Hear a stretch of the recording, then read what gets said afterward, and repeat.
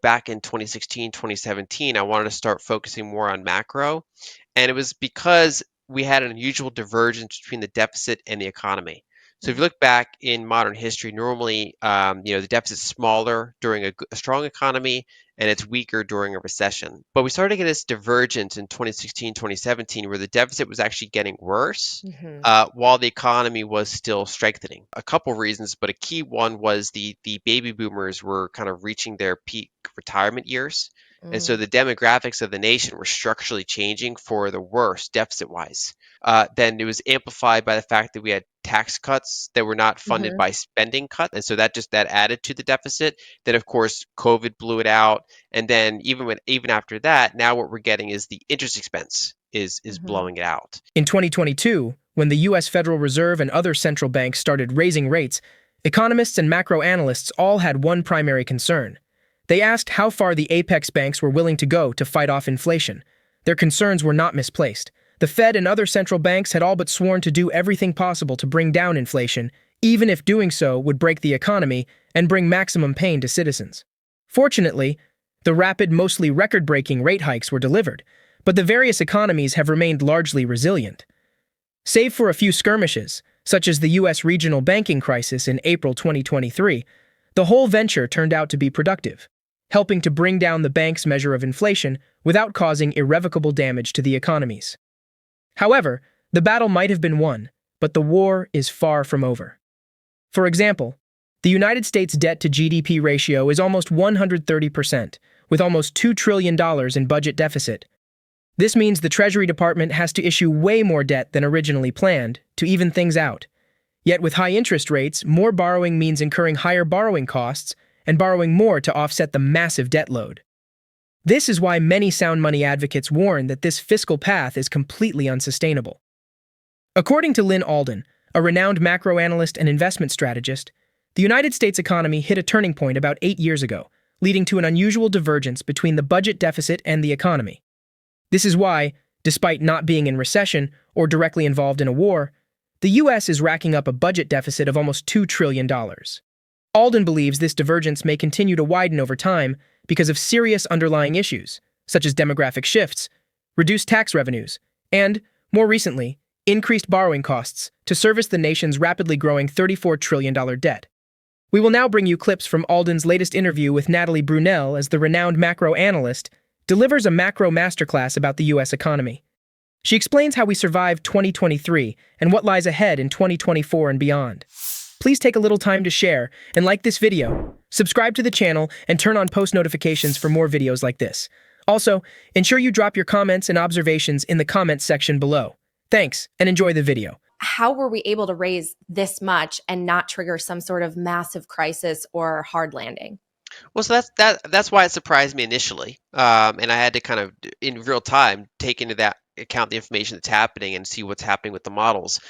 The main answer I would say is that the fiscal was larger, and so if you look at the first 3 quarters of 2022, that's when you had the full force of the tightening. So the rates were going up, the balance sheet was going down at the Federal Reserve, and the Treasury and the fiscal side was not really offsetting it at all. So it was just, assets across the board were down, everything was down, the economy was decelerating by almost all metrics. But starting in that kind of fourth quarter of the year, that's when you started to get the Treasury offsetting the Fed. So first they began dumping their Treasury general account cash back into the market, which is pro liquidity. And they continue doing that all the way up through May of last year, 2023. And then the second lever they pulled was to start issuing more short duration bonds than long duration bonds. And that allowed them to pull capital out of the reverse repo facility and push that back into the market. And so the Treasury's done two different types of actions that have more than offset the Fed's liquidity drain. And so that's been beneficial for both U.S. markets and to some extent global markets because it took the edge off the dollar index. And as you know, there's a lot of global debt denominated in dollars. Hmm. And so when the dollar strengthens relative to other currencies, a lot of those companies get squeezed. You don't want your income to Hmm. be in the weak currency and your debts to be in the strong currency. But ever since that exact moment, that fourth quarter of last year, we saw the dollar index kind of come off its highs, which Hmm. then gave the globe kind of some breathing room. So that was a big factor. And then two, the interest rates were interesting because that was surprising. I would say one is that there's just so much liquidity in the system, so much extra cash still in there, that it kind of gives a lot of buffer to get through it. And two, it's the fact that the kind of the middle class, upper middle class homeowners have a lot of that debt is fixed rate mortgage debt, kind of fixed rate. Investment grade corporations, again, a lot of that's low fixed rate. So very little of that has actually impacted these entities. Mostly it's felt in small businesses which use shorter duration bank loans normally, um, non-investment grade corporations, so junk rated corporations that generally have shorter duration debt, um, people that rely on credit cards. So, working class and kind of lower working class, they're more impacted, unfortunately, by some of these policies. And then ironically, the federal government itself has pretty short duration debt, on average something like 6 years. But a lot of that's like front loaded in the first year or two, and then they have a long tail that goes out to 30 years. And so they're actual centers in that first few years. So they start exploding out interest expense. And what a lot of people don't realize is that interest expense, all these deficits on the federal side are someone else's surplus. So they could be flowing into offshore investors that own the treasury debt. They're flowing into onshore investors that have money markets, that have T-bill exposure. Kind of, any sort of mid-duration bond or lower is doing pretty well. There's been a re-increase in the wealth effect from equity prices and real estate prices kind of bouncing back on a nationwide average. Um, and so that was kind of a big factor for how we were able to get through that.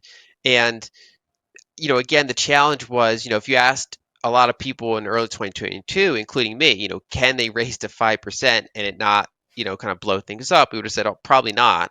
But I think the key is that you respond to information early when it starts to happen. You say, okay, what is happening that I didn't necessarily predict, and what is the sequence of events playing out?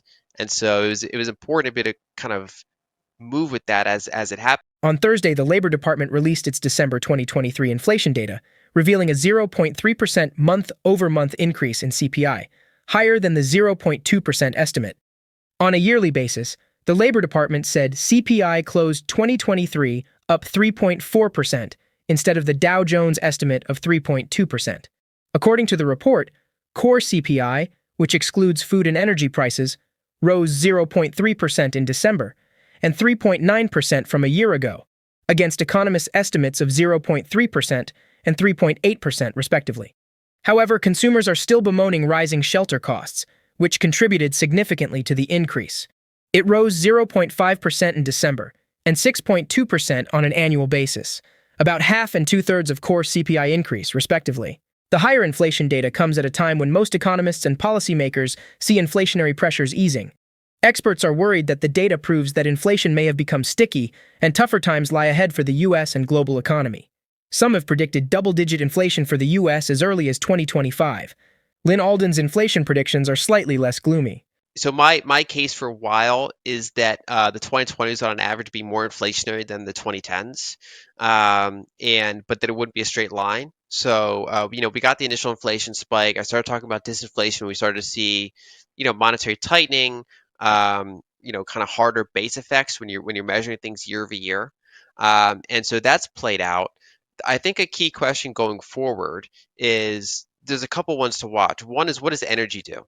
Right? Mm. Because whether or not we have price inflation of double digits a year or two from now, there's very kind of flowchart Boolean outcomes. Like, does Iran's oil come off the market or not? Right? That's Yeah. because that's if you list things how you can get to double digit inflation. So right now I'm saying I would take the under, but where would I be wrong on that? It's if we have some sort of major energy crisis, for example, and that's more of a geopolitical question than a predictable economic question. So it's making sure you know the variables that could lead to certain outcomes. So I do expect in the 2020s that we will have more energy scares and more periods of kind of frighteningly high oil or gasoline prices, or in some cases natural gas, I don't necessarily know what's going to happen in the next 12 months. There's certainly variables that can make that happen.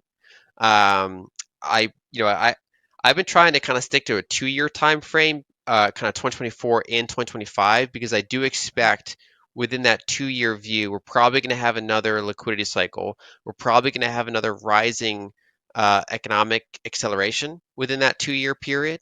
And so if we do get that, I would expect inflation to come back with that. But again, I don't know if it would be double digits, because that would partially depend on what's happening with energy shortages. Gotcha.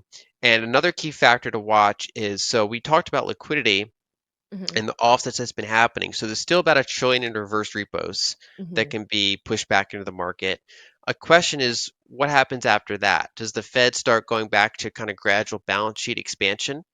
And that could be a turbulent period when you're potentially doing a handoff from the Treasury's liquidity drain to the Fed, because they might not want to jump in right away, if they're still, trying to get inflation back down to their official targets, the way they measure it. And so I think we could have pockets of turbulence, but I do expect over the next 2 years probably to see that another liquidity cycle, another economic reacceleration cycle, and inflation to come with it. And the question is, does that start in mid 2024? Has it already started? Hmm. That's something that we're still monitoring, because liquidity suggests it has probably restarted, but we're not really seeing that in the economic data yet. And so I still am kind of worried about kind of the, call it, first 6 months or so of 2024. We'll see how that plays out. While Alden is holding out for bigger signs of immediate trouble before making more calls, billionaire investor Bill Ackman believes the Fed has to move early and begin cutting rates to save the economy from entering into a recession. During a recent interview with CNBC, Ackman explained that the cost of capital is currently too high, and the Fed has to effect at least 3 rate cuts in 2024 to stop a lot of damage from happening. He said, "I think we have 3 rate cuts. Remember, 3 rate cuts are 75 basis points off of 5.2% to 5.50%. That is not a significant move. It's just a 15% reduction in rates. Right now, with inflation cooling very meaningfully, the real cost of money is very high right now. So I think the Fed is going to have to move early. They can certainly do more than 3 rate cuts." The markets are looking forward to anything between 3 to 6 rate cuts between March 2024 and early 2025. Yet, with inflation again beginning to rear its head, the Fed might be unwilling to deliver its promise of lowering costs. However, one has to also consider that this is an election year, and the Fed will be pressed to ease economic conditions to make voters more agreeable. What are your thoughts on Lyn Alden's predictions and outlook for the U.S. economy? Please take a little time to like this video, subscribe to the channel, and turn on post notifications for more videos like this. Thanks for watching. Savvy Finance enthusiasts, massive shout out for being the heartbeat of Savvy Finance. Your support has been the wind beneath our wings, and we can't express our gratitude enough. Now buckle up, because we've got an exclusive deal just for you. Ever wanted a slice of the action? We're offering a golden opportunity to own part of our YouTube channel's potential future revenue. This isn't just an investment, it's an invitation to be a part of our story. Investing means you're not just an investor, you will be a participant in the future of Savvy Finance. No cheesy lines, just a genuine call to embark on this journey together. But wait, there's more. Your mission, should you choose to accept it, become a Savvy ambassador. Share our videos on every platform: Facebook, Twitter, LinkedIn. Your shares amplify our visibility, potentially translating to more views and more YouTube revenue. Here's the kicker. If our viewership increases, we would not be just growing financially. We would be making a tangible impact by spreading valuable financial education. Now the icing on the cake. Invest and you'll score exclusive access to our private Savvy Finance Discord. Here you can chat with Savvy Finance, swap ideas with fellow investors, and be at the forefront of exciting developments. Click on the link below to register your Gigastar account. You can also find the link to my offering page in the description below. Get your Gigastar account ready, review the offering details, and let's embark on this thrilling venture together. To the incredible Savvy community, thank you for being the backbone of our success. Your journey is my journey, and together, we're creating waves. Cheers.